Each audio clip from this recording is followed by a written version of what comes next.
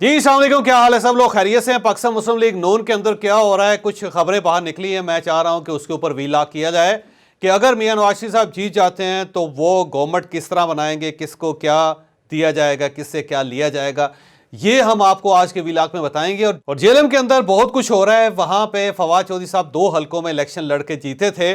अब वहां पे कुछ गड़बड़ हो रही है। गड़बड़ ये हो रही है कि फवाद चौधरी साहब ने कल डिक्लेयर किया है कि हिब्बा चौधरी जो इनकी अहलिया हैं और फैसल चौधरी जो इनके भाई हैं, वो शहबाज चौधरी साहब जो इनके बुजुर्ग हैं उनकी मदद करेंगे। और अब शहबाज चौधरी साहब भी वहाँ पे कागजात जमा करवा रहे हैं, फैसल चौधरी साहब भी करवा रहे हैं और हिब्बा चौधरी साहबा भी वहाँ पे करवा रही हैं। अब वहाँ पे होगा क्या और पाकिस्तान मुस्लिम लीग नून की तरफ से वहाँ पे कौन सा उम्मीदवार आ रहा है, ये भी हम आपको आज के वीलाग में बताएंगे। और असद कैसर साहब की बिलाखिर ज़मानत हो गई और इस बार इन्हें गिरफ्तार नहीं किया गया।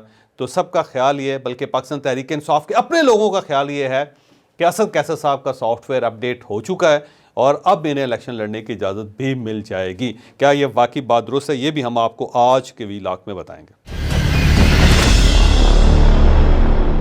हम सबसे पहले असद कैसर साहब की तरफ आते हैं। असद कैसर साहब को कल जमानत मिल गई और जमानत के बाद उन्हें रिहाई भी दे दी गई और उन्हें किसी और मुकदमे में गिरफ्तार नहीं किया गया, जिसके बाद पाकिस्तान तहरीक इंसाफ की अपनी जो सफ़े हैं उनके अंदर से आवाज़ें उठ रही हैं कि असद कैसर अब हमारा नहीं है। तो वो बार बार कह रहे हैं लोग कि इनका अब ताल्लुक किसी और के साथ हो गया है। और बल्कि खान साहब और बाकी लोगों का कहना था ये पहले से ही हमारे नहीं थे, ये किसी और के थे और जब हमें इनकी ज़रूरत पड़ी तो इन्होंने हमें धोखा दिया। बल्कि खान साहब एक वाक़या कोट करते हैं कि जब अदम एतमाद हो रही थी तो उस वक्त इन्होंने असद कैसर साहब से कहा था कि आप अपने पाँव पे खड़े हो जाओ और कह दो कि ये तहरीक अदम एतमाद नहीं होगी और ये हो ही नहीं सकती और ये गैर कानूनी है। और उसकी वजह उन्होंने ये बताई थी कि जो साइफ़र आया उस साइफ़र के बाद ये तमाम लोग जो अदम एतमाद कर रहे हैं ये सब पाकिस्तान के हामी नहीं है, बल्कि लफ्ज़ ये इस्तेमाल किया गया था कि ये गद्दार हैं पाकिस्तान के। इन्हें गद्दार डिक्लेयर करके आर्टिकल 5 और आर्टिकल 6 नाफज करने का ऐलान करके तुम ये जो सेशन है उसे कॉल ऑफ कर दो। लेकिन असद कैसर साहब नहीं माने थे और असद कैसर साहब ने कहा था कि इस तरह मैं फंस जाऊंगा और मेरे खिलाफ आर्टिकल 6 के तहत कार्रवाई शुरू हो जाएगी, क्योंकि इन्हें किसी ने कहा था कि अगर आपने ये हरकत की तो आपके ऊपर आर्टिकल 6 लग जाएगा। तो असद कैसर साहब साइड पे हो गए थे और इसका बाद में इमरान खान साहब ने कई मरतबा जिक्र किया, बल्कि मेरे साथ भी जब मीटिंग हुई थी इमरान खान साहब की तो इमरान खान साहब ने कहा कि उस वक्त असद कैसर अगर अपने पाँव पे जोर देता तो आज ये सूरत हाल नहीं होनी थी। बहरहाल उसके बाद असद कैसर साहब को गिरफ्तार किया गया। पहले असद कैसर साहब ने परवेज़ खटक साहब के साथ बैठ के एक प्रेस कॉन्फ्रेंस की, फिर इनको रिहा कर दिया गया, फिर इनकी गिरफ्तारियाँ हुई और जो दूसरा फेज़ था गिरफ्तारियों के अंदर उसके बाद ये एक बार रिहा होते थे, इनकी ज़मानत होती थी और बाहर पुलिस खड़ी होती थी और उन्हें किसी और मुकदमे में गिरफ्तार कर लेती थी। लेकिन बिल आखिर असद कैसर साहब को रिहाई मिल गई और अब ये अपने हलके में चले गए और वहाँ पे ढोल धमाके के साथ इनका इस्तकबाल किया जा रहा है और लोग बहुत खुश हैं। अब सब लोगों का ख्याल ये है कि असद कैसर साहब को शायद इलेक्शन लड़ने की इजाज़त भी मिल जाए और मेरी अपनी इंफॉर्मेशन भी यही है कि असद कैसर साहब को ये इजाज़त मिल जाएगी, क्योंकि इनको जो रिहाई मिली है ऐन उस वक्त मिली है जब कागजात नामजदगी जमा हो सकते हैं। तो जब अगर इन्हें गिरफ्तार रखना होता या इन्हें इलेक्शन से बाहर रखना होता तो फिर ये रिहा नहीं हो सकते थे। ख्वाह कोर्ट की तरफ से आर्डर भी होता तो ये आर्डर 2-4 दिन लेट हो सकता था और जब ये बाहर निकलते तो उस वक्त तक कागजात नामजदगी जमा हो चुके होते और असद कैसर साहब इलेक्शन न लड़ सकते। तो अब असद कैसर साहब मैदान में बाहर आ रहे हैं। अब सवाल ये है कि क्या असद कैसर साहब किसी पार्टी से इलेक्शन लड़ेंगे? मेरा ख्याल है इन्हें PTI यानी परवेज़ खटक साहब की तरफ से ऑफ़र होगी इलेक्शन लड़ने की। अगर इन्होंने ये मान लिया तो ये उनके कैंडिडेट होंगे और अगर इन्हें ये नहीं ये मानेंगे तो फिर ये आज़ाद हैसियत से इलेक्शन लड़ेंगे, क्योंकि पाकिस्तान तहरीक इंसाफ का ये टिकट इन्हें नहीं मिलेगा। और अगर मिल भी गया तो असद कैसर साहब उससे नहीं लड़ेंगे। उसकी वजह यह है कि इन्हें मालूम है कि अगर मैंने पाकिस्तान तहरीक इंसाफ का झंडा उठा लिया तो फिर मैं इलेक्शन लड़ने के काबिल नहीं रहूँगा। बहरहाल रियासत ये चाहती है कि असद कैसर साहब 2024 की असम्बली का हिस्सा हों। लिहाजा असद कैसर साहब को मैं मुबारकबाद पेश करता हूँ। और इसके साथ साथ हम जेएलएम की बात करते हैं। जेएलएम के मामले में फवाद चौधरी साहब ने कल गुफ्तगू करते हुए कहा कि हिब्बा चौधरी भी इलेक्शन नहीं लड़ रही, फैसल चौधरी भी इलेक्शन नहीं लड़ रहे और शहबाज चौधरी साहब जो इनके बुज़ुर्ग हैं, जो घर के बड़े हैं इस वक्त, वही फ़ैसला करेंगे। और साथ ही मुझे ये पता चला कि शहबाज चौधरी साहब अपने कागजात भी जमा करवाने हैं, तो आज उनके कागजात भी जमा हो जाएंगे और अगर शहबाज चौधरी साहब ने इलेक्शन लड़ने का ऐलान कर लिया तो फिर ज़ाहिर है हिबा चौधरी और फैसल चौधरी साहब को उनकी कंपेन करनी पड़ेगी, फिर ये इलेक्शन नहीं लड़ सकेंगे। लेकिन ये दोनों भी अपने कागजात जमा करवा रहे हैं, और हिबा चौधरी और फैसल चौधरी भी।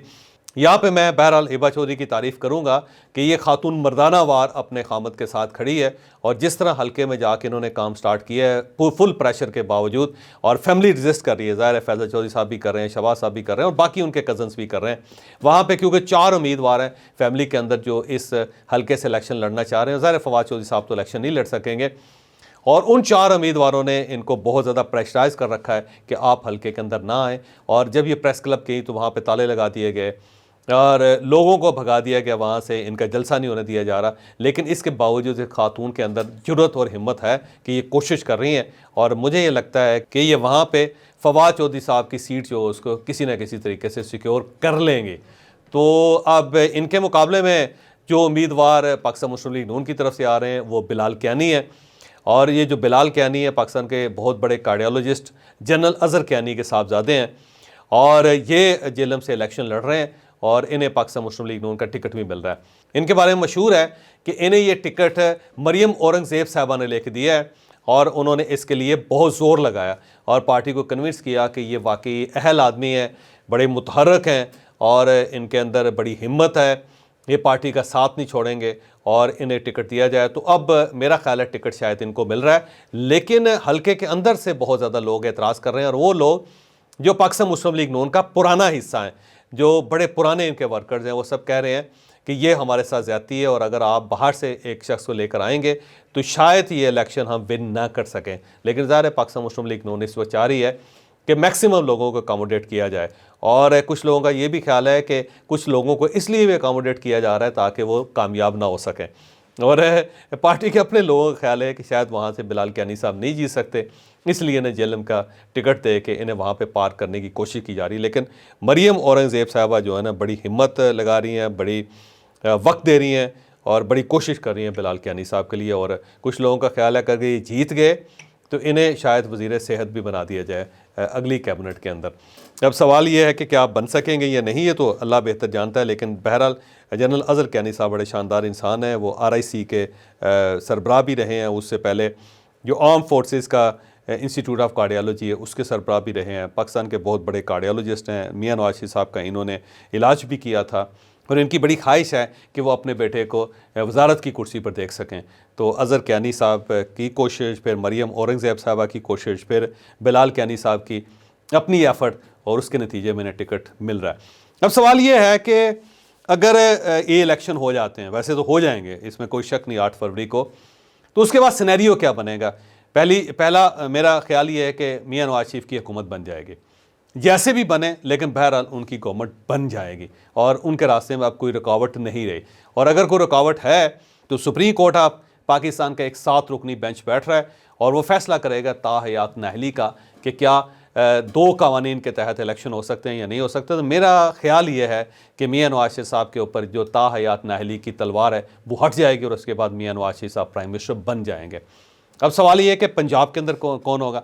मेरी ज़ाती इंफॉर्मेशन ये है कि इस बार मरियम नवाज साहबा जो हैं वो पंजाब की चीफ मिनिस्टर होंगे, और उनके पास सारी नई टीम होगी। जो पुराने लोग हैं, सारे अंकल्स हैं, वो सब वफाक के अंदर पार्क होंगे, और मरियम साहबा के पास अपनी टीम होगी, और उनको फुल अथॉरिटी होगी कि वो पंजाब को किस तरह चलाना चाहती हैं, ताकि उनकी ट्रेनिंग भी हो जाए और वो आने वाले दिनों में प्राइम मिनिस्टर बनने के काबिल भी हो जाए, और वहाँ पे उनको मुकम्मल तौर पे इख्तियार दिया जाए कि वो पंजाब को किस तरह शेप अप करती हैं, पंजाब के अंदर वो क्या तब्दीली लेकर आती हैं।